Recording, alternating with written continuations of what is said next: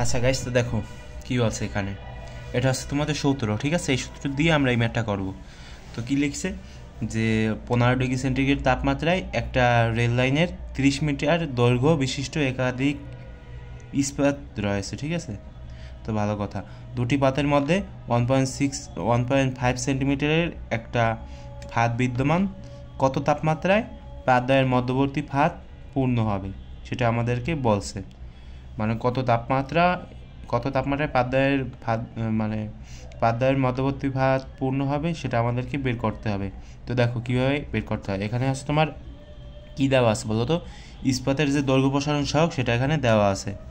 তো বেশ ভালো কথা। এখন দেখো আমরা কোন সূত্র ব্যবহার করব, এই সূত্র ব্যবহার করব। তো তার আগে একটা জিনিস দেখো, এখানে কি দেওয়া আছে, কি দেওয়া আছে, কি ডেটা এখানে দেওয়া আছে। আমি যদি ডান পাশে লিখি তাহলে দেওয়া আছে তোমার আদি কি বলো তো, আদি তাপমাত্রা। তোমরা এখানে লিখবা যে আদি তাপমাত্রা হচ্ছে তোমার T1 সমান সমান কত বলো তো? 15 ডিগ্রি সেন্টিগ্রেড। আচ্ছা, এরপর কি দেওয়া আছে? আদি দৈর্ঘ্য দেওয়া আছে। তোমরা একবার স্পষ্টভাবে বাংলা ভাষায় লিখে দিবা, ঠিক আছে? আমি লিখতেছি না, যেহেতু আমি বলেই দিছি সেজন্য আর কি। তো কী দেওয়া আছে এখানে? 30 মিটার। তো এই যে দেখো 30 মিটার।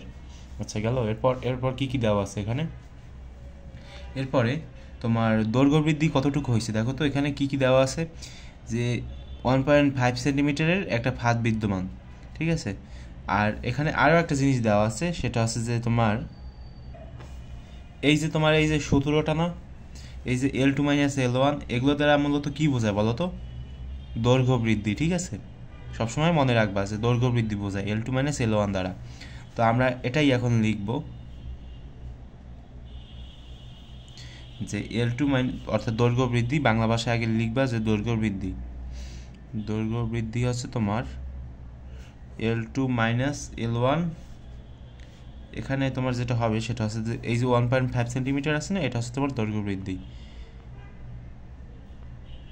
1.5 সেন্টিমিটার। এটাকে যদি তুমি মিটারে কনভার্ট করো তাহলে কত হয় বলো তো? 1.5 এবং নিচে ভাগ দিবা কী দিয়ে বলো তো? 100 দিয়ে, অর্থাৎ 10⁻² মিটার হবে।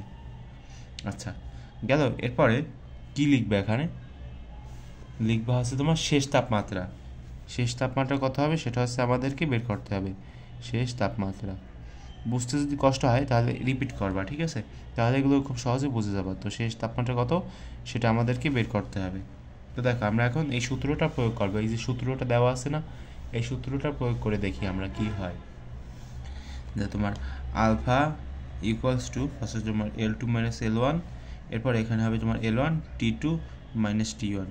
তো এখানে মূলত আমরা কি বের করব? আমরা হচ্ছে তোমার T2টা বের করব। তো যেহেতু আমরা T2টা বের করব, সেহেতু আলফাটাকে নিচে নিয়ে আসি এবং এই যে T2 - T1 এটাকে উপরে নিয়ে যাই। T2 - T1 সমান সমান হচ্ছে তোমার L2 - L1, এবং নিচে তোমার L1ই থাকবে, আলফাটা নিচে চলে আসবে, মানে L1 এর সাথে গুণ হয়ে যাবে, ঠিক আছে?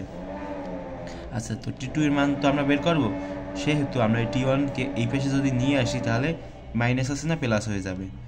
L2 - L1 নিচে হবে তোমার L1 আলফা প্লাস এখানে কি হবে বলো তো? T1। আচ্ছা গেল। এখন তুমি কি করবা বলো তো ভাই?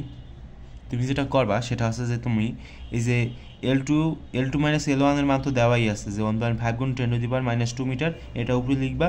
এরপর L1 এর মান দেওয়া আছে 3.0 মিটার, ঠিক আছে? তো এছাড়া আর কি দেওয়া আছে? T1 এর মান দেওয়া আছে। তো T1 এর মান, সরি এখানে কিন্তু 3.0 না, সরি এখানে কিন্তু মানে 30 মিটারই হবে। আমি এখানে কিন্তু ভুল বলছি। তো আদি তাপমাত্রা T1 এর মান এখানে দিয়ে দেবা। তো দিয়ে তুমি যদি ক্যালকুলেশন করো তো তোমার যে উত্তরটা আসবে সেটা হচ্ছে যে তোমার 60.45 ডিগ্রি সেলসিয়াস, ঠিক আছে?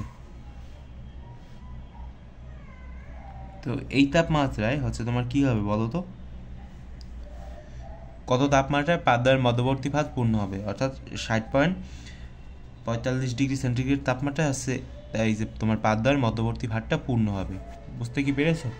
যদি না বুঝে থাকো তাহলে আবার একটু রিপিট করো, বুঝে যাবা। এমন না যে অনেক কঠিন।